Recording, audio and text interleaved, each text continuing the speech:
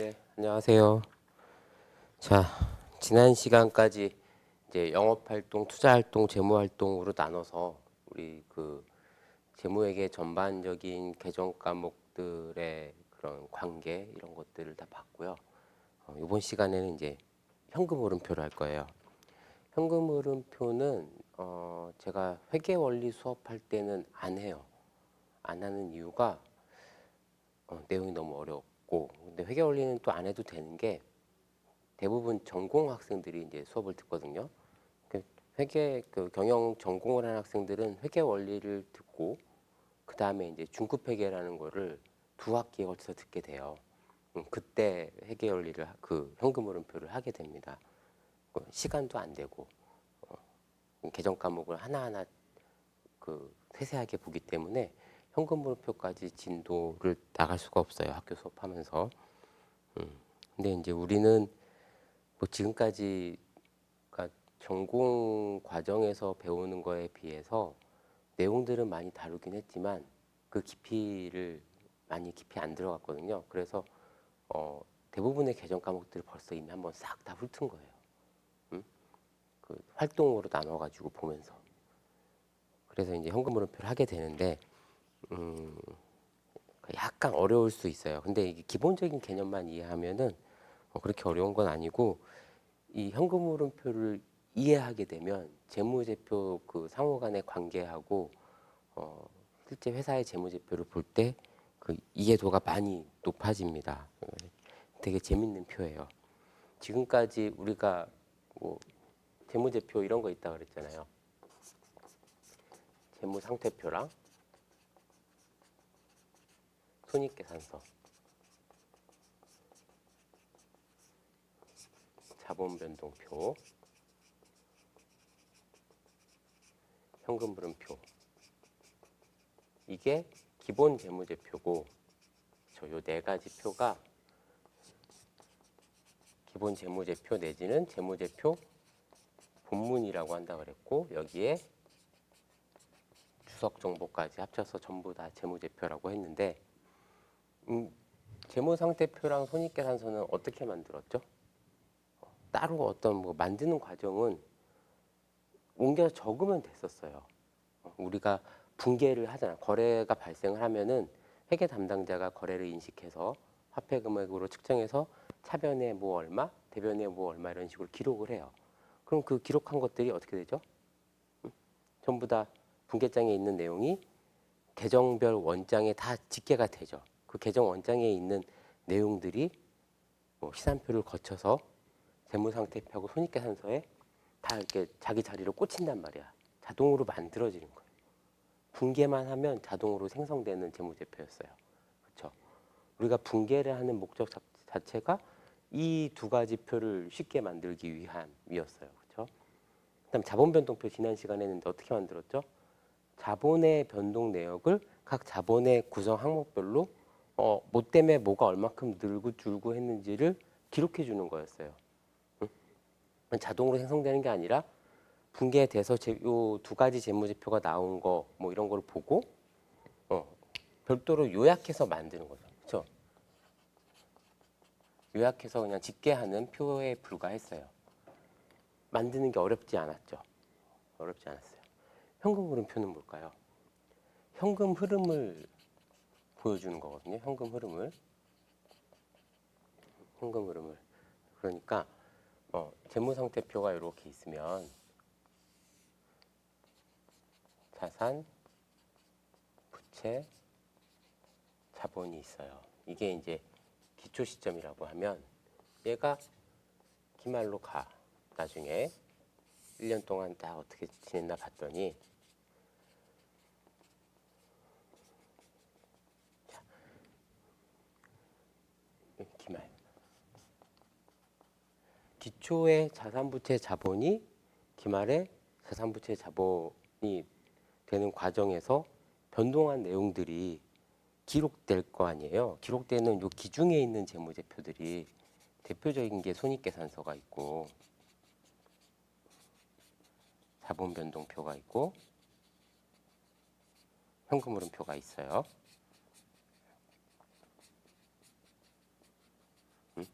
요 재무상태표라는 재무제표는 특정 시점의 재산 상태를 보여주는 거야. 특정 시점에 자산부채 자본을 보여줘.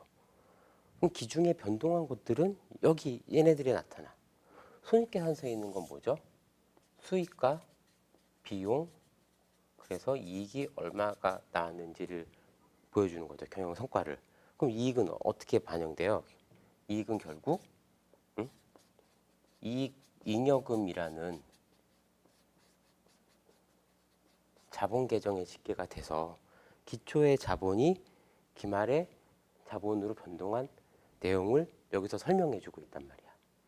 자본 변동표는 요 이익 잉여금을 포함해서 자본이 변동하는 이유는 회사가 어떤 주주하고 기중에 아무런 거래가 없었다라고 하면은 요 이익 잉여금하고 관련된 내용밖에 없어요.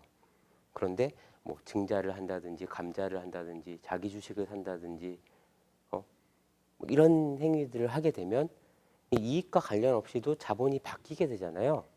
그런 내용들까지 다 집계해서 자본이 그래서 손익계산서만 보면은 자본 변동한 내용 중에서 이익잉여금이 변동한 내용만 알 수 있는데 나머지 자본들은 그럼 어떻게 변동했나 이걸 보여주는 게 자본 변동표예요.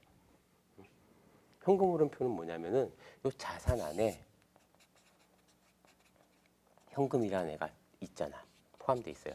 제일 위에 있죠, 현금이. 이 기초에 있던 현금이 기말의 현금으로 바뀐 이유를 보여주는 표예요. 그걸 설명해 주는 표야. 근데 생각해 보세요. 우리 그동안에 여러 가지 활동들 또는 앞에서 뭐 복지부기의 원리 이런 거 배울 때 제일 많이 등장한 애가 뭐예요? 현금이죠, 현금.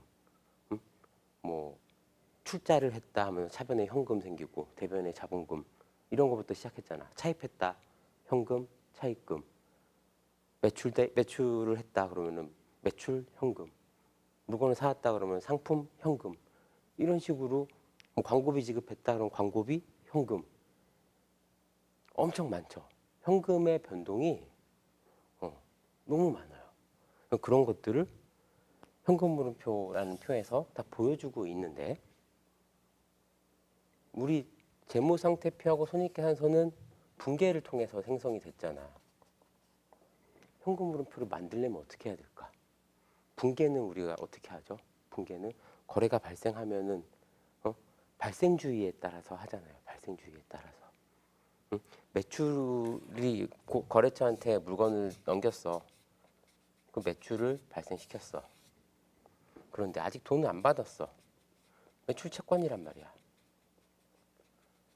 현금 물음표에 만약에 현금 물음표를 기준에 계속 작성한다고 하면 기록할 게 없어요. 그 다음 매출 채권을 회수해. 매출 채권 회수하고 현금 들어오죠. 그러면 현금 물음표에다가 매출 채권의 회수 써주면 되겠죠. 그렇죠? 어떨 것 같아요? 이런 거가 발생할 때마다 현금 물음표의 내용을 막 기록한다고 하면 일이 정말 많아지겠죠. 이게 현금 흐름표라는 것 자체는 이 자체는요 현금주의로 작성을 해요. 우리가 회계가 어려웠던 게 발생주의라는 것 때문에 막 기말 수정분계도 해야 되고 막 이랬잖아. 이런 것 때문에 회계가 어려운 건데 현금 흐름표는 현금주의야. 현금이 들어오고 나가는 것만 기록해주면 돼요. 되게 쉬운 거잖아. 되게 쉬운 건데 우리는 이미 기중에 발생주의로 장부를 만들어 놨어. 그렇죠? 근데 이 발생주의로 만들어 놓은 장부에서 이 현금주의로 변환을 해가지고 이 현금 흐름표를 만드는 거예요. 그래서 이게 어렵게 느껴지는 거야. 어렵게 느껴지는 거야. 그러니까 우리가 시작하는 거는 발생주의 상태로 그러니까 실제로 현금 흐름표 어떻게 만드냐면은 이게 다 끝난 다음에 이게 다 끝난 다음에 요 결과를 가지고 현금 물음표를 만드는 작업을 해요. 여기 있는 내용을 가지고 만드는 거야. 그러니까 발생주의로 만들어 놓은 장부를 뭔가 조정을 통해서 만들어줘요. 그래서 좀 어렵게 느껴지는데 기본적인 원리만 알면은 기본적인 원리만 알면은 그렇게 어려운 건 아니고 재밌고요. 어, 이게 어렵게 느껴지는 이유가 또 하나 있어. 이게 회계학을 좀 공부한 다음에 보면은 좀 덜 어려운데 지금 단계 또는 회계 원리를 배우는 단계에서는 현금 물음표가 왜 어렵냐면 이 자체가 이거를 변환하는 거거든. 그런데 아직 우리가 배운 지 얼마 안 돼서 얘를 완벽하게 잘 몰라. 그래서 어려운 것도 있어요. 얘를 완벽하게 잘 모르기 때문에 얘를 확실히 알면 얘로 조정하는 게 쉬운데 얘에 대한 그 메커니즘을 아직 이해도가 조금 부족하다라고 하면은 왜 이렇게 조정을 해주지? 하는 그게 잘 이해가 안 되는 거예요. 그래서 이게 조금 어렵게 느껴지는 겁니다. 예,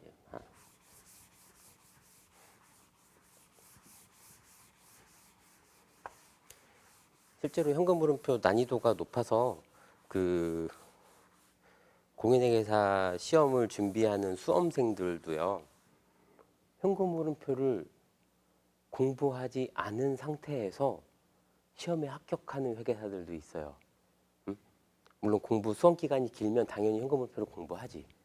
근데 되게 막 짧은 시간 안에 합격하는 학생들이 가끔씩 있어요. 천재 같은 그런 머리 좋은 친구들이 있는데 그런 친구들은 전략적으로 공부하는 거야. 이게 너무 어려우니까 올해 시험 볼 때는 이 부분은 좀 스킵하고 가자. 뭐 출제 안 나오면 뭐 땡큐고 그렇게 하는데 실제로 시험 문제에 안 나왔어. 1차 시험에 안 나오는 거야. 뭐 나와봤자 1차 시험은 뭐 문제에 대한 비중이 다 똑같은 객관식이니까 그냥 뭐 그 문제 찍으면 돼. 근데 이제 2차 시험에서는 이게 딱 나오면은 한 문제당 막 몇십 점씩 하니까 주관식이고 그럼 떨어지는 거예요. 근데 이제 그런 학생들은 어차피 나는 공부한 지 얼마 안 됐고 내년에 또 볼 거니까 올해는 일단 요거 빼고 공부하자 했는데 그의 출제가 안 됐어. 시험 범위가 워낙 크니까요. 안 됐어. 그래갖고 붙었어. 그런 학생들이 있어요. 그런 친구들은 이제 실무를 하면서 현금 물음표를 접하게 되죠. 그만큼 좀 난이도가 있는 거예요. 예. 자, 현금 물음 정보의 유용성부터 이렇게 나오는데 그런 게 있어요. 회사가 이익을 회계상 이익을 많이 냈는데 막 도산하는 경우도 있어. 이익이 많은데 왜 그럴까요? 현금 회수를 못해서 돈을 못 갚아서 그런 거죠. 현금 물음표를 보면 현금이 얼마나 잘 돌고 있는지를 알 수가 있습니다. 정상적이라면은 뭐 이익이 나면은 현금 회수도 잘 돼야지 정상인데 이익만 많고 현금 회수가 안 되는 그런 경우가 있을 수 있어요. 둘 중 하나죠. 정말로 뭐 악성 거래처를 만나가지고 물건을 다 팔고 매출을 인식했는데 매출 대금을 회수를 못하는 그런 경우도 있겠지만 대부분이 우리나라 사회에서 그렇게 잘 안 되잖아요. 물건 값 줘야지. 대부분이 이제 그런 경우에는 이익이 가짜 이익인 거죠. 그런 경우도 있습니다. 그런 사례들은 뭐 설명하면서 또 얘기를 할게요. 자, 199페이지 보면 현금 물음표는 특정 기간 동안의 현금의 유입과 유출에 관한 정보를 원천별로 제공한다. 이렇게 나와 있죠. 원천별로 제공한다.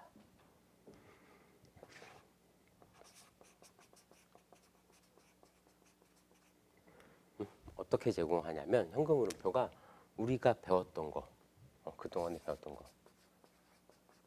영업활동 현금 흐름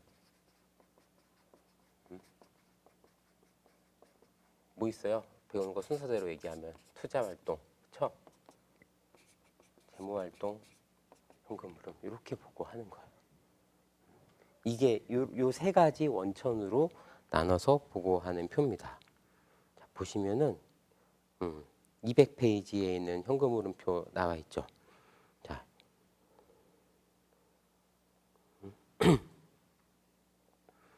이 표가 약간 잘못된 것 같은데 이 내용만 보세요. 위에 지금 직접법이라고 되어 있는데 요거는 직접법이 아니에요. 간접법인데 완벽하게 써 있지는 않네. 직접법은 202페이지에 나와 있는 표 7-3 있죠. 요게 직접법이고 표 7-4가 간접법이에요. 표 7-2는 그냥 현금흐름표의 구성 이렇게 보시면 돼. 7-2 보면 여기 직접법 이렇게 써 있죠. 이렇게 X 하세요. 직접법 아니에요. 그냥 현금흐름표의 구성을 보여주는 거고 직접법은 7-3이 직접법이고 7-4가 간접법이에요.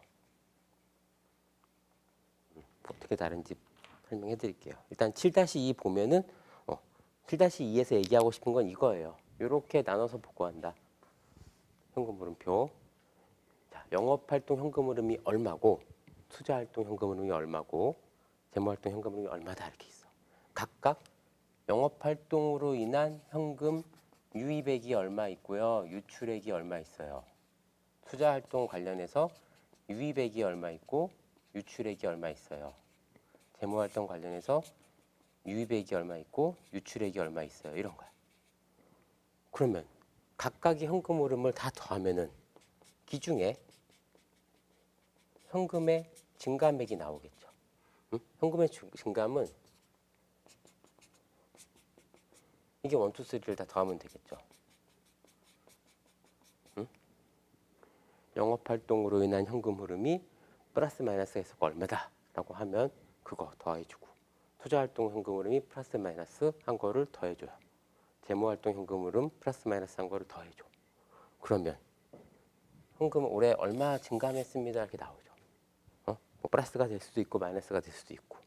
그러면은 기초의 현금 이렇게 써줘요. 이거는 정기말 현금이라는 얘기야. 정기말 어디 있는 현금이죠? 정기말 재무상태표에 있는 그 현금이에요. 현금 및 현금성 자산에 공시하는 그 현금을 여기에 써줍니다. 그럼 요거 두 개를 더하면 어떻게 돼? 기말의 현금이 되겠죠. 응? 이건 단기말이죠.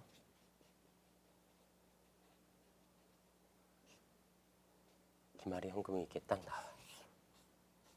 요 금액은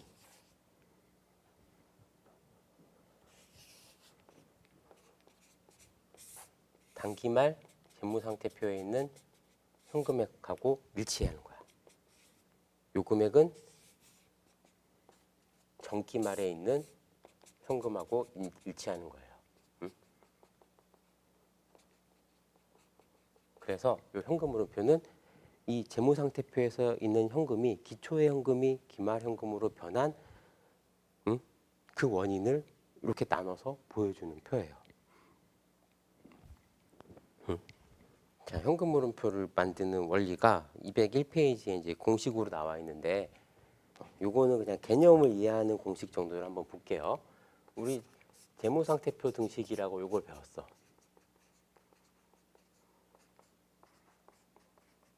이게 절대실리라 그랬잖아요. 그렇죠? 그러면 이 자산이 늘면 부채가 늘거나 자본이 느는 거잖아. 응? 자본이 느는 거는 수익 빼기 비용인 이익이 느는 것도 있고. 그렇죠? 그래서 요 표가 이렇게 설명을 한 거예요. 공식이 자산이 변동한 거는 부채의 변동 더하기 자본의 변동과 같다.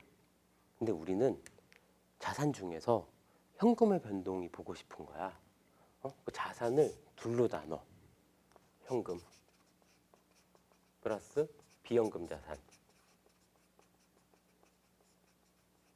이렇게 하면 얘는 자산이니까 부채 더하기 자본하고 같잖아요. 그쵸? 현금의 변동을 보고 싶으니까 얘네들의 변동은 부채의 변동과 자본의 변동과 같다. 이렇게 되겠죠. 그러면 우리가 보고 싶은 거는 현금의 변동이야. 어떻게 돼요? 부채의 변동과 자본의 변동 마이너스 비현금 자산의 변동이야. 응? 자, 여기서 주목할 거는 이 플러스 마이너스의 방향이에요. 자, 현금이 증가를 하는 것들은요. 같은 플러스잖아, 얘네들은. 응? 부채가 증가하거나 자본이 증가하면 현금이 증가를 한다고 보고 비현금 자산이 증가하면 현금이 감소하는 거야. 어? 비현금 자산의 감소가 현금의 증가예요. 이거를 잘 이해를 못하는 이게 왜 이렇게 되지? 이렇게 의문을 가질 수도 있는데 이런 거예요. 응? 영업 활동을 통해서 현금이 들어왔다라는 거는 현금 매출이 있었다라고 하면 수익이 발생한 거잖아. 수익이 발생한 거니까 자본이 증가한 거야. 그쵸? 이익이 발생한 거니까. 응? 현금을 유출했다라고 하면은 비용이 발생한 거니까 쉽게 얘기해서 어떤 돈을 썼어. 무슨 광고비 이런 걸 썼어. 현금 유출이 있었어. 비용이 발생하니까 자본이 감소한 거야. 그래서 현금이 유출 감소된 거야. 또는 현금 유입이 뭐가 있죠? 매출 채권을 회수했어. 매출 채권을 회수했어. 그럼 어떻게 돼요? 매출 채권이 회수하면은 이렇게 되죠. 차변의 현금, 대변의 매출 채권. 현금이 증가했는데 비현금 자산이 감소했죠. 이렇게 되는 거예요. 응? 매입 채무를 줬다. 현금이 유출됐어요. 매입 채무를 갚았어. 현금으로. 그럼 매입 채무가 대변에 있던 게 없어지겠죠. 차변으로. 응? 현금이 감소했어. 현금이 감소했어. 부채 감소한 거죠. 부채 감소. 이렇게 움직이는 거예요. 이런 원리를 이용해 가지고 현금 물음표를 만듭니다. 그럼 현금 물음표를 만드는 방법은 직접법하고 간접법이 있어요. 왼쪽에 표 7-3에 있는 게 직접법인데 직접법 현금 물음표의 내용을 한번 보세요. 자, 영업 활동으로 인한 현금 물음 해가지고 자, 직접법하고 간접법의 가장 큰 차이는 뭐냐면요. 얘네들은 똑같아. 직접법이건 간접법이건 똑같아. 이 영업활동 현금 흐름을 구분하는 거예요. 작성하는 방법을. 이게 직접법하고 간접법으로 나눠지는 거야.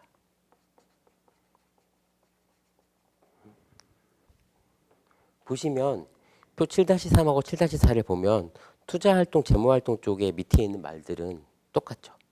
응? 똑같아요. 유형자산 구입 대금의 지급. 응? 또 여기도 오른쪽에도 그렇게 써 있죠. 재무활동 현금 흐름에도 단기부채 증가, 장기부채 증가, 주식 발행, 배당금 오른쪽에도 똑같이 써 있죠. 직접법, 간접법의 의미가 없어요. 투자활동, 재무활동은.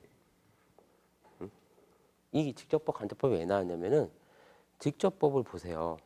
써 있는 거 어떻게 돼 있어요? 판매에서 회수한 금액. 이렇게 써 있어.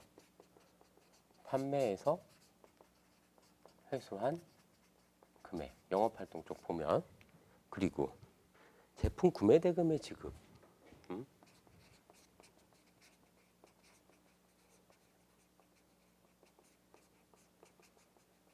이거는 이제 플러스가 될 거고 얘는 마이너스가 되겠죠.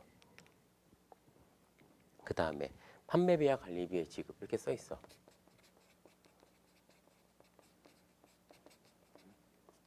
마이너스. 자, 이렇게 기록을 하려면 이게 뭐예요? 판매에서 회수한 금액이 뭐예요? 매출 채권 회수한 거. 또 뭐가 있을까? 현금으로 매출한 거. 그렇죠? 아직 물건 넘기기 전인데 선수금을 먼저 받았어. 응? 선수금이 입금된 거. 이런 것들. 제품 구매 대금의 지급. 현금으로 매입한 거. 또는 외상으로 매입했어. 그럼 여기다 안 쓰죠. 외상으로 매입하면 안 써줘요. 아니면 매입 채무를 외상으로 매입한 매입 채무를 상환했어. 그럼 여기다 써주는 거죠. 돈이 지급된 거 기준으로 쓰니까. 돈이 움직인 거 기준으로 쓰는 거니까. 아까 제가 처음에 얘기했듯이 이런 거를 일일이 다 기록하려면은 회계 담당자가 멘붕이 와요. 붕괴는 붕괴대로 하고 돈이 움직일 때마다 다 일일이 기록을 해줘야 돼. 응? 그래서 이름이 직접법이에요. 영업활동 관련 현금 흐름을 각각의 원인별로 직접 다 써주는 거야. 응? 이게 직접법 현금 흐름표예요. 근데 간접법을 보면 어떻게 돼 있어요? 간접법 현금 흐름, 영업활동 현금 흐름 보면 이렇게 나와 있어. 이런 식으로 써 있는 게 아니고, 응? 그냥 당기순이익 이렇게. 당기순이익 있고 그 다음에 조정 항목이라고 해요. 조정 항목.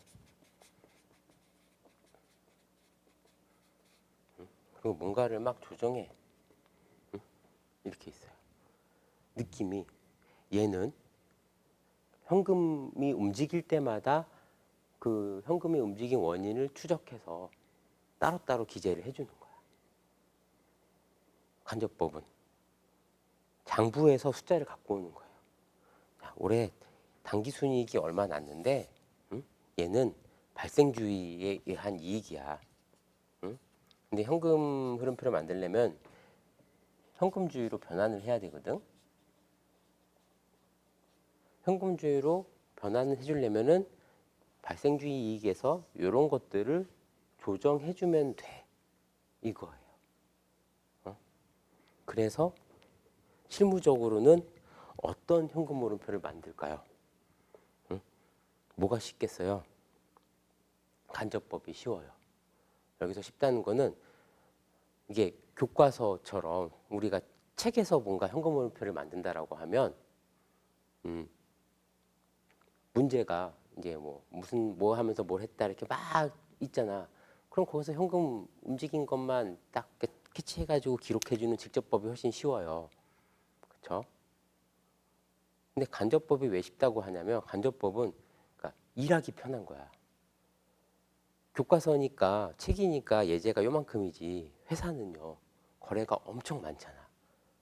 그거를 일일이 따라다니면서 현금이 움직일 때마다 기록해 주는 게 번거로운 일이에요.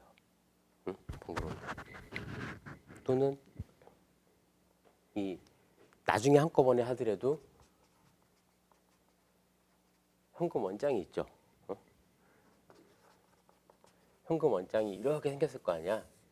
엄청 많이 현금 들어온 것들 나간 것들 이렇게 있잖아.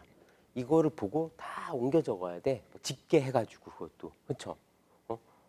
매출채권의 회수가 여기 한번 빵 한 번에 적혀 있는 게 아니잖아. 매출채권 회수됐다가 현금 매출했다가 심지어는 뭐 투자활동 관련해 갖고 기계를 팔았어. 그 대금이 들어와. 기계를 샀어. 그 대금이 나왔어. 이런 것도 빼줘야 되잖아요. 영업활동이 아니니까. 이걸 보고 찾는 것도 일이에요. 되게 힘들어. 응? 그래서 현금 흐름표를 간접법으로 만들어요. 자, 보면 202페이지 그 빨간 글자 직접법 있는데 보시면 직접법에서 직접이란 표현은 영업활동에서 발생한 현금의 유입 금액과 유출 금액을 항목별로 직접 보고한다는 것이다. 이렇게 나와 있고 오른쪽에 간접법은 간접법을 통해서 영업활동으로 인한 현금 흐름을 작성할 때에는 손익계산서에 이미 보고된 이익에서 출발하여 몇 가지 사항을 조정하여 영업현금을 역으로 산출한다. 즉 발생주의 원칙 하에 작성된 이익을 현금주의 금액으로 전환하는 것이라고 할 수 있다. 이렇게 나와 있어요. 그래서 실무적으로는 간접법을 쓰는데 간접법을 실무적으로 쓰는 이유가 또 하나 있어요. 또 하나 있는데 뭐냐면은 현금 흐름표를 회사가 직접법 또는 간접법으로 자기가 편한 걸로 공시할 수 있어요. 직접 우리 회사는 직접법으로 작성합니다. 우리 회사는 간접법으로 작성합니다. 이렇게 회계 원칙이 있으면은 직접법을 쓰는 회사는 직접법으로 만들면 돼. 근데 단서가 있어요. 회계 기준에 현금 흐름표를 직접법으로 작성한 경우에는 간접법 현금 흐름표를 주석으로 공시해라. 뭐야? 간접법 현금 흐름표는 어차피 만들어야 돼요. 우리 회사는 직접법으로 현금 흐름표 만들었으니까 간접법 현금 흐름표 만드는 거 안 해도 돼. 이게 아니라 현금 흐름표를 직접법으로 만들면 간접법 현금 흐름표를 주석으로 공시하게 되어 있어요. 왜 그럴까요? 간접법 현금흐름표가 주는 의미가 있기 때문에 그래요. 간접법 현금흐름표는 손익계산서상 당기 순이익에서 출발해서 조정을 통해서 만들어낸다고 그랬잖아요. 그래서 발생주의에 의한 회계 이익, 그러니까 발생주의 얘하고 현금흐름, 현금주의 이 관계를 설명해 주는 역할을 하고 있어요. 유용한 정보라고 보는 거예요. 그러니까 간접법 현금흐름표는 꼭 공시를 해. 이렇게 나와 있습니다.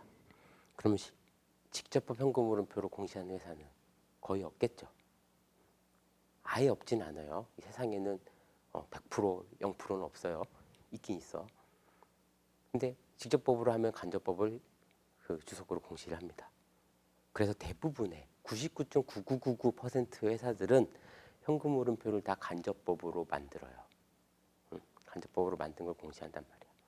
그리고 직접법은 언제 쓰냐면요. 직접법 현금흐름표를 쓰는 경우가 언제 있냐면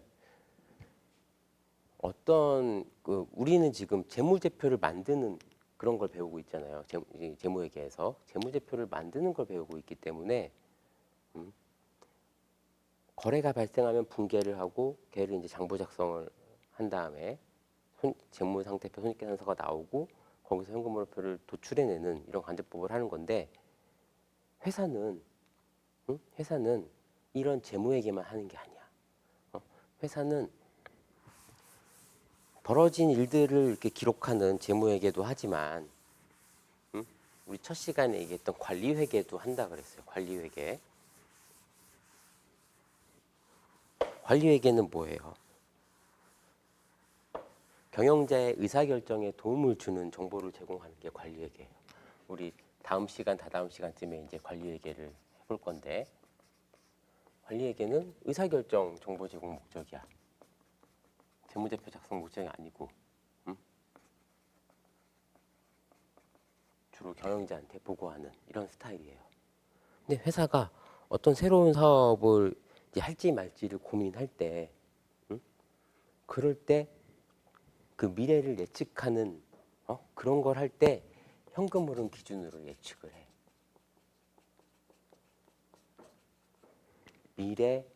이 사업을 했을 때 미래 현금흐름이 어떻게 될 것인지 우리 사채했을 때 봤던 것처럼 지금 뭘 투자를 하면 미래에 어떤 현금흐름이 이렇게 나오는 이런 사업을 해보고 싶습니다. 이 미래 현금흐름들을 지금의 어떤 할인율로 할인을 하면 이 투자안의 가치는 얼마짜리입니다. 플러스입니다. 마이너스입니다. 이런 거를 이제 하는 게 관리회계거든요. 이런 걸 할 때 이 미래 현금 흐름을 예측할 때 미래에서 발생하는 거를 막 분개를 해가지고 하는 게 아니잖아요. 그렇죠? 차변에 뭐가 생기고 대변에 뭐가 생기고 이런 식으로 경영 의사결정을 하는 게 아니라 돈을 얼마씩 벌 수 있고 얼마가 나가고 막 이런 것들을 한단 말이야. 그럴 때 얘네들의 현금 흐름을 추정할 때 직접법을 써요. 이런 게 이제 직접법 현금 흐름표라고 말하진 않는데 직접법 현금 흐름표의 논리를 이럴 때 쓴다고. 미래 예측할 때. 이런 거예요. 그리고 미래에 대한 추정 재무제표를 만들어 볼 수도 있죠. 미래에 대한 추정 재무제표를 만드는 거는 우리는 간접법이라는 걸 할 줄 알잖아. 이제 회사에 있는 사람들은 발생주의를 현금주의로 바꾸는 걸 알아요. 기중에 작성된 재무제표를 통해서 현금흐름표를 만드는 법을 알아. 이런 사람들은요. 미래 현금흐름 예측한 걸 통해서 미래의 재무제표 재무상태표하고 손익계산서를 만들어요. 이 미래 현금을 가지고 이 발생주의를 현금주의로 전환했던 거를 거꾸로 현금주의를 발생주의로 전환시켜 갖고 이런 거 만드는 일을 해요. 이럴 때 이제 하는 거죠. 이 관계를 알면 어쨌든 미래를 예측할 때 직접법을 쓴다고 했지만 이 미래에 대한 그럼 그때 손익계산서하고 재무상태표는 어떤 모양일까를 추정할 때는 거꾸로 또 발생주의로 전환을 시킨단 말이야. 그러니까 이 발생주의를 현금주의로 전환하는 능력은 되게 중요한 능력이에요. 그러니까 인정받을 수 있는 그런 능력이에요. 실제로 대부분의 회사들이 뭐 상장기업, 대기업들에는 이제 그 잘 하는 사람들이 많고 중소기업이나 중소기업 중에서도 외감기업에 해당하는데도 회계 담당자가 이거 현금흐름표를 못 만드는 사람이 진짜 많아요. 현금흐름표 작성을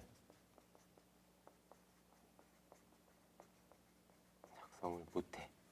이게 못해요. 너무 어려워서.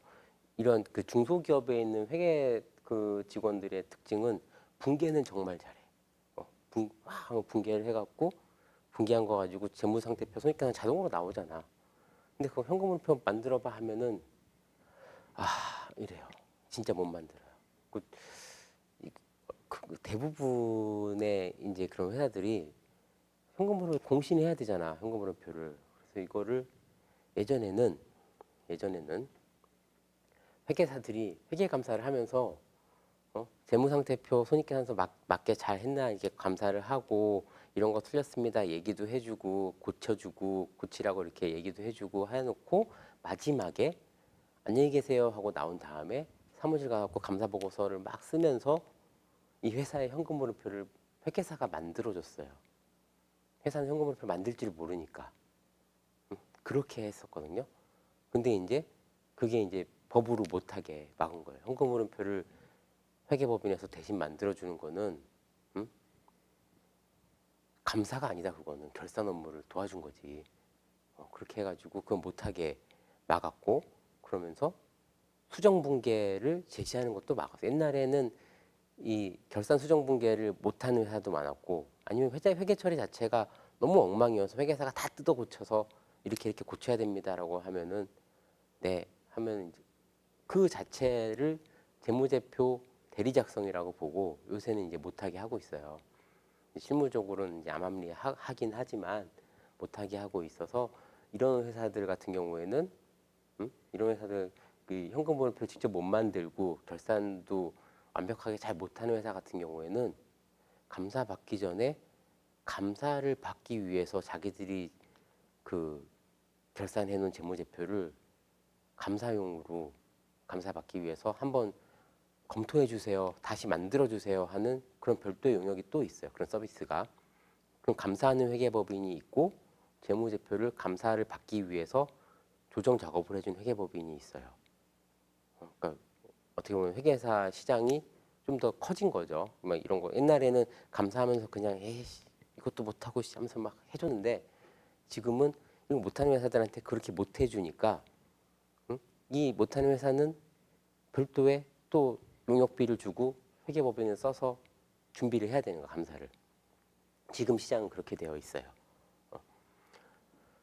근데 뭐 상장회사에 있는 친구들은 이제 회계팀 친구들은 이런 걸 다 할 수 있죠. 현금흐름표 만들 수 있어요. 회계팀 안에 회계사도 있고 그래 그런 데들은. 근데 요거보다 훨씬 어려운 게 미래 현금흐름을 가지고 미래 재무제표를 추정하는 거는 훨씬 어려워요. 이거는 회계사 중에서도 이런 일을 많이 해본 사람들만 할 수 있어요. 거의. 다 하면 하지 하는데 숙달되게 잘하는 사람들이 있어요. 이런 거. 이렇게 현금흐름표를 만드는 원리가 되게 유용하게 쓰일 수 있다는 거 이렇게 알아두시고 자 이제 간접법 현금흐름표를 어떻게 만드는지 한번 해보죠. 이 현금흐름표 핵심은 영업활동 현금흐름의 간접법 현금흐름을 만드는 거예요. 투자활동, 재무활동 쪽 현금흐름은 되게 쉬워. 왜 쉬울까요? 직접법, 간접법에 있는 것처럼 뭐 기계를 얼마에 사왔어요. 배당을 얼마 줬어요. 유상증자가 얼마 있었어요. 얼마를 차입했어요. 이런 거잖아. 거래가 많지가 않아요. 거래가 많지가 않아. 회사가 1년 동안 하는 일에 대부분은 영업활동이야. 영업활동은 수시로 일어나고 있다고. 회계팀에서 그냥 담당자가 앉아 있는 동안에도 현장에 있는 직원들은 열심히 물건 팔고 있고 공장에서 물건 만들고 있고 이런 게 다 영업 활동이잖아요. 그런 것들은 계속 일어나는가 하면은 이 기계가 고장났는데 새로 사야 되는데요. 하고 기계를 사. 그런 거는 수시로 일어나는 일이 아니에요. 그렇죠? 그렇기 때문에 그런 것들은 투자 활동이나 재무 활동은 각각 그 결산할 때 그 장부, 그러니까 계정 원장을 보고 그 몇 개 안 되는 거래를 따라가서 그냥 써주면 되는 거야. 그러니까 어려운 게 아니에요.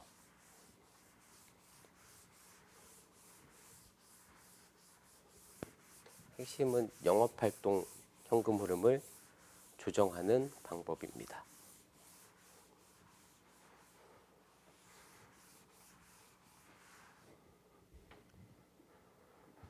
자, 그러면 아까 그 간접법 현금 흐름표에서 표 7-4에서 조정 항목 이렇게 나와 있는 거 있잖아요.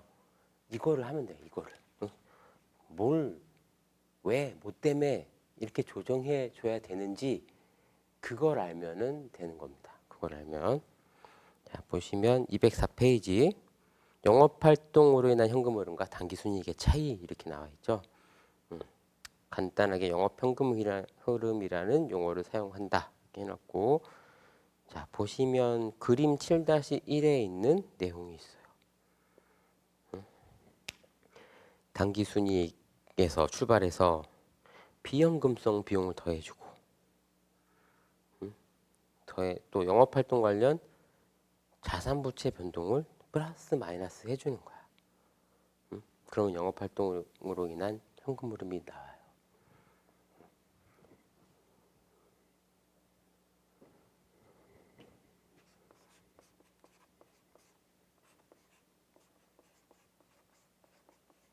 이게 중요해. 우리의 출발점은 제로가 아니에요. 당기순이익에서 출발해. 우리의 출발점은 0이 아니야. 당기순이익이야. 0부터 출발하는 게 아니다. 이걸 일단 알아두시고, 여기에다가 저는 이렇게 했어요. 책에는 너무 간단하게 나와 있는데 비현금 수익 비용을 조정해줘요. 책에는 비현금 비용만 나와 있는데 비현금 수익 비용을 조정해주고, 그 다음에 그냥 간단하게 영업활동 관련 자산의 감소 또는 부채의 증가를 더해주고, 영업활동 관련 자산의 증가, 부채의 감소를 빼준다 이렇게 책에서 나와 있을 거예요. 그게 뭐예요? 영업활동 관련 자산, 영업활동 관련 부채가 뭐죠? 우리 뭐라고 했죠? 걔네들을 운전자본이라고 그랬죠? 운전자본의 변동을 조정해주면 돼. 이렇게 조정을 해주면, 플러스 마이너스를 해주면 이게 영업활동 현금 흐름이 되는 거야.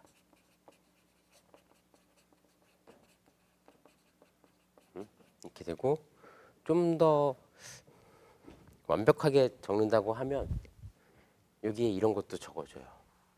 여기에 이제 뭘 하나 더 추가하는데 책에는 없어서 안 썼었는데 뭐가 있냐면은 영업활동이 아닌 투자활동, 재무활동 관련 손익도 조정해 줍니다. 그래야 되겠죠. 당기순이익에는 이런 것들도 있거든요. 자, 일단 하면서 얘기해 줄게요. 자, 당기순이익에 당기순이익은 어떻게 돼 있어요?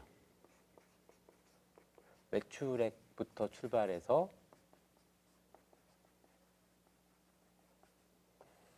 이렇게 나오죠. 손익계산서 이렇게 생겼잖아. 그 다음에 현관비가 있고, 그럼 영업이익이 나오고, 여기에다가 난 이렇게 묶었을게. 영업 외 수익, 영업 외 비용이 있죠. 그러면은 이게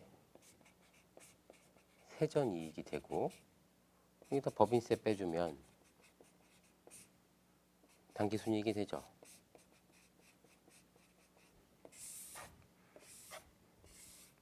우리의 출발점은 현금으로 만드는 출발점은 0이 아니고 얘야. 당기순이익에서 출발해. 그러니까 요 금액 안에는 매출액이 얼마고 매출원가가 얼마 빠져서 매출 총이익이 얼마 나왔고 판관비가 여러 가지 비용들이 발생했어. 어? 그래서 영업이익이 얼마 나왔어. 그리고 영업의 수익하고 영업의 비용이 있는 거 이런 것들 다 조정해줘서 법인세까지 내고 남은 이익 여기서 출발하는 거야.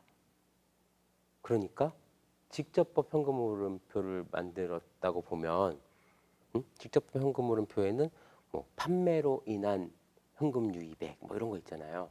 그 판매로 인한 현금 유입액은 이 중에서 현금으로 회수한 거 뭐 이런 거잖아요. 응? 그렇죠. 그거를 이 재무제표를 통해서 손익계산서를 통해서 추정을 할 수가 없죠. 손익계산서만 봐서 안 되죠. 어떻게 봐야 돼? 재무상태표도 봐야 돼요. 재무상태표도 봐야 돼. 그 여기 있는 매출채권, 매입채무, 미지급금, 선수금, 선수수익, 선급금, 선급비용, 또 뭐 있어요? 재고자산. 이런 애들이 기초에서 기말로 이렇게 바뀐 이 금액들이 기초에서 기말로 바뀐 것들을 같이 봐줘야지 나오는 거예요. 매출 제품 판매로 인한 현금 흐름이라고 하면은 이 매출액하고 매출 채권의 변동, 뭐 손수금의 변동 뭐 이런 거 같이 봐줘야 돼. 매출원가는 재고자산의 변동과 매입 채무의 변동을 같이 봐줘야 돼요. 회사가 재고자산을 사와서 물건을 파는데 거래처한테 대금을 물건 값을 안 주면 현금 유출이 일어나지 않은 거예요. 비용은 잡혔지만 회사가 물건을 팔았는데 아직 돈을 안 받았으면은 수익은 잡혔지만 현금 유입은 발생하지 않은 거야. 또는 올해 매출을 안 했어. 극단적으로 매출을 안 했는데 작년에 있던 매출 채권을 다 회수해 버렸어. 그러면은 매출액은 없지만 판매로 인한 현금 유입은 있는 거예요. 그렇게 되는 거야. 그러면 우리가 당기순이익에서 출발을 해서 간접법 현금흐름표를 만들 때 뭘 조정해 줘야 되겠어요? 간접법 현금흐름표 만들 때 손익계산서에 있는 것들은 올해 물건 매출 인식하고 매출원가가 집계되고 한 것들은 이미 여기에 반영이 되어 있어. 반영이 되어 있어. 그러니까 여기 있는 항목들은 고려하지 않고 운전자본의 변동을 파악하는 거야. 매출 채권이 늘었나 줄었나, 매입 채무가 늘었나 줄었나, 재고 재산이 늘었나 줄었나 이런 걸 보는 거예요. 아까 우리 이거 했었죠?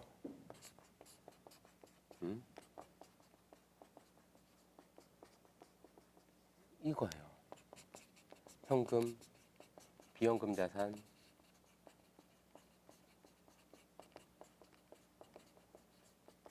자 이거 똑같은 건데 썼다 지웠다. 그만큼 중요하니까.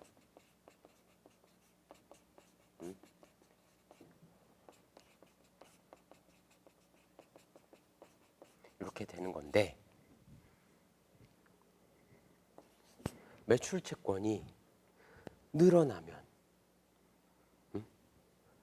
그러니까 우리가 현금 흐름이 발생한 게 물건을 팔아서 돈 받은 게 얼마고 매출 채권 회수한 게 얼마고 이런 걸 따로따로 집계해서 이런 직접법으로 만드는 게 어려우니까 야 우리 손익계산서 당기순이익에서 출발하자. 그러면 여기 있는 것들은 이미 여기에 들어가 있어. 들어가 있고 얘네들의 변동은 저기에 반영이 안 돼 있어. 그러니까 얘네들의 변동만 집계해서 조정해주자 이거예요. 하나씩 하나씩 보는 거야. 매출 채권이 기초에서 기말로 얼마 변동했냐? 응? 이거잖아요. 매출 채권은 비현금 자산이잖아. 매출 채권이 기초에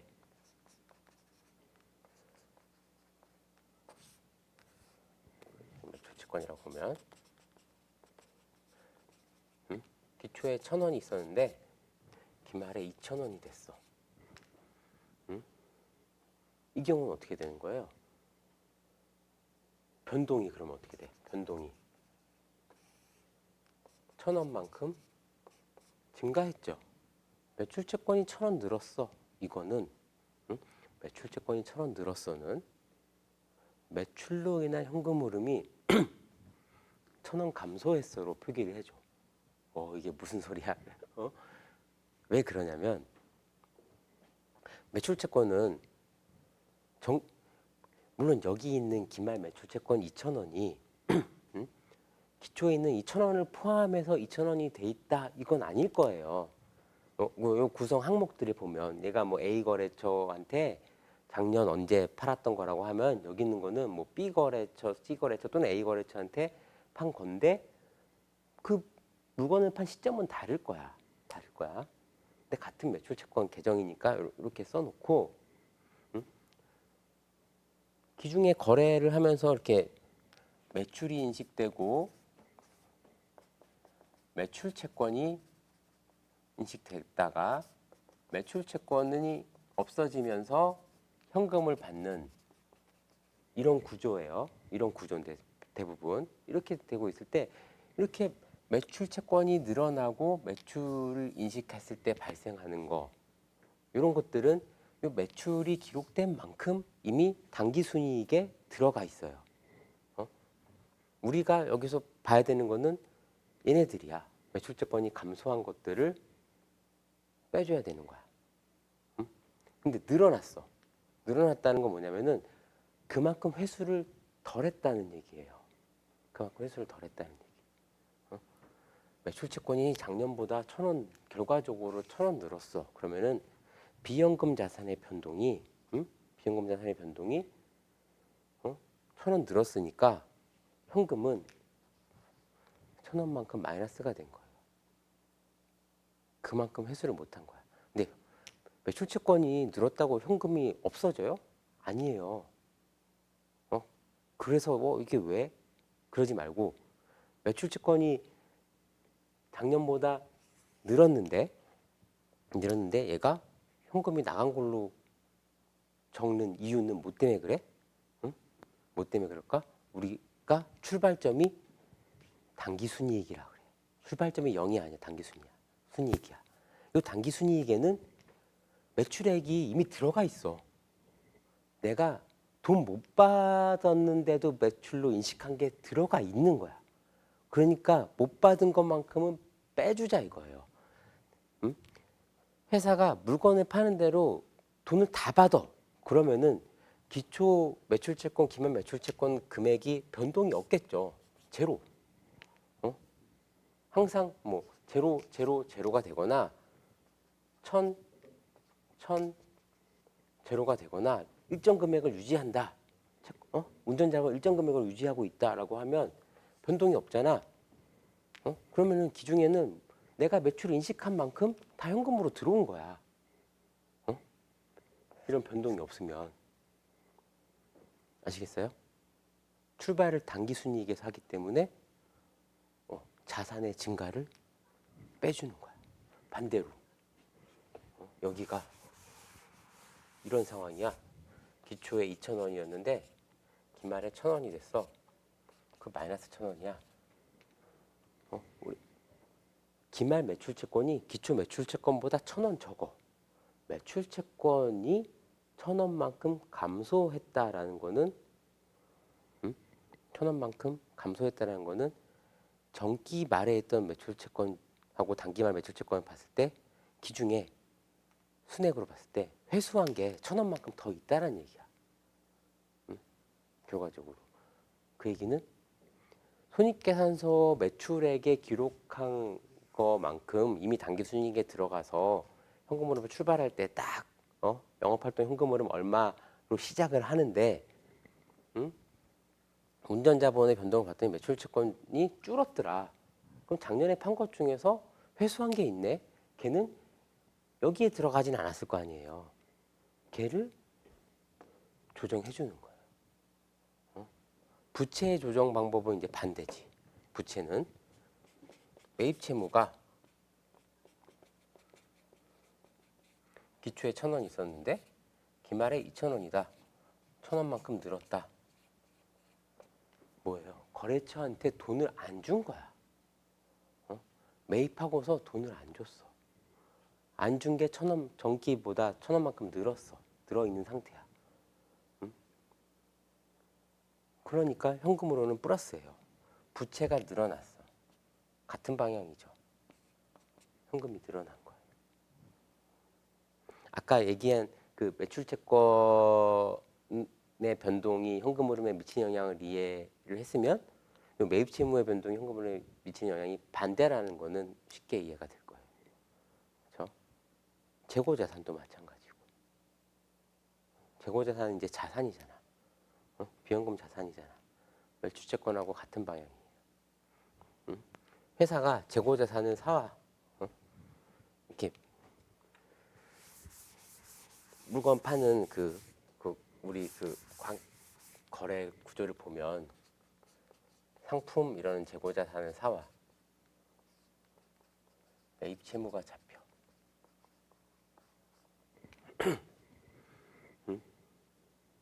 그 다음에 재고 자산이 팔리면 재고 자산이 없어지고 매출 원가가 잡히죠. 얘가 단기 순이익에 가 있는 거야. 그 다음에 외상값 갚으면 매입 채무가 없어지고 현금을 지급하죠. 아까는 매출 쪽에서 설명했다라고 하면 지금 이제 매출 원가 쪽에서 설명을 하는 거예요. 그러면은 이런 효과는 이미 여기에 들어갔어요. 그럼 남아있는 효과는 뭐예요?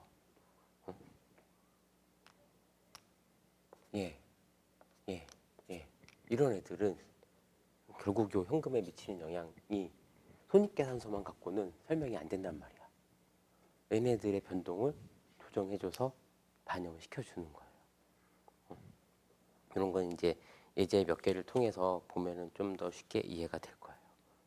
그리고 여기 있는 운전자본의 변동을 먼저 설명을 드렸는데 이게 좀 더 중요한 개념이라고 이렇게 한 거고, 이건 쉬워. 비현금 수익 비용 조정은 뭐냐? 되게 쉬워요. 뭐냐면은 일단 우리는 비현금 수익을 따로 배운 게 아직 없어요. 비현금 비용을 조정해 주는 게 대표적으로 감가상각비 같은 게 있어. 감가상각비는 유형자산의 원가 배분 과정이잖아요. 그렇죠? 뭐 정액법, 종률법 이렇게 해가지고 이렇게 분개하잖아. 차변의 감가상각비, 대변의 감가상각 누계액 이렇게 분개하는데요. 감가상각 누계액은 결국 유형자산 장부 금액을 줄여주는 거죠. 유형자산의 차감적 평가 계정이니까 이런 분개를 하게 되는데, 이 감가상각비 인식하게 되면 얘는 비용으로 들어가 버리잖아요. 당기순이익은 감가상각비만큼 줄어 있어. 근데 감가상각비는 돈 나간 비용이 아니죠. 돈은 언제 나갔죠? 요 감가상각한 유형자산을 사올 때 나간 거야. 기계장치 이런 유형자산을 사오면서 현금 줄 때 나간 거야. 그러니까 이런 거는 뭐예요? 얘는 투자활동 현금 흐름으로 뭐 기계장치의 구입 뭐 이런 식으로 투자활동 쪽으로 가는 거죠. 그렇죠? 그래서 이게 여기서 이제 좀 어려워지면 이제 이런 거죠. 유형자산을 외상으로 샀어.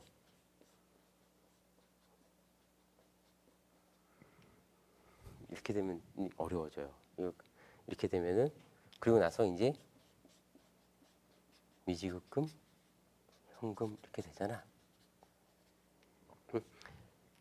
그쵸? 이렇게 되겠죠. 그러면 유형자산의 구입과 관련된 현금 흐름을 투자활동 쪽에 이제 설명을 해주고, 미지급금의 변동은 운전자본의 변동으로 해서 또 영업활동 쪽에서 여기서 조정을 해주는 거예요. 이런 것 때문에 이제 투자활동 쪽이 복잡해지면은 현금흐름표가 어려워집니다. 투자활동은 간단하지만 이걸 여기서 이제 막 의심을 하기 시작하면, 요 미지급금은 투자활동인데 영업활동에서 미지급금 운전자본이니까 조정해줘야 되나, 막 이렇게 될 수 있는데요. 생각을 단순하게 해서 유형자산 구입과 관련된 거는 투자활동, 미지급금의 변동은 또 영업활동에서 조정해주면 돼요. 그러니까 유형자산은 현금으로 취득한 것처럼 이렇게 현금으로 만들어주고, 미지급금의 변동은 운전자본 쪽, 영업활동 쪽에서 조정해주고 이렇게 하는 건데, 요거는 좀 난이도가 높은 얘기니까 이거 일단 그냥 넘어가고, 어쨌든 이 유형자산과 관련된 현금 흐름은 이미 투자활동에 반영이 된 거고, 감가상각비는 현금의 그 현금 흐름이 수반되는 비용이 아니에요.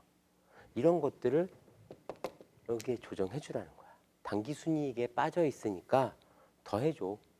현금 흐름 만들 때. 이 얘기입니다. 응?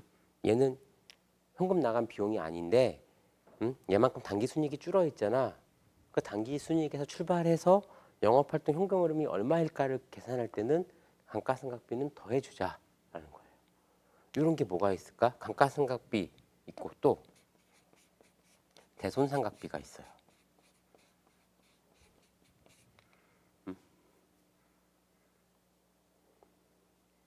대손상각비 또 뭐 있을까?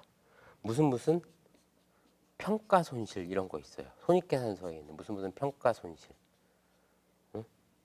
뭐 외화 환산 손실, 달러 가치 변동 뭐 이런 걸로 외화 환산 손실 뭐 이런 게 있어요. 이익 비연금 관련된 수익은 어떤 게 있을까요? 무슨 평가 이익 이런 거 있죠. 외화 환산 이익 이런 거.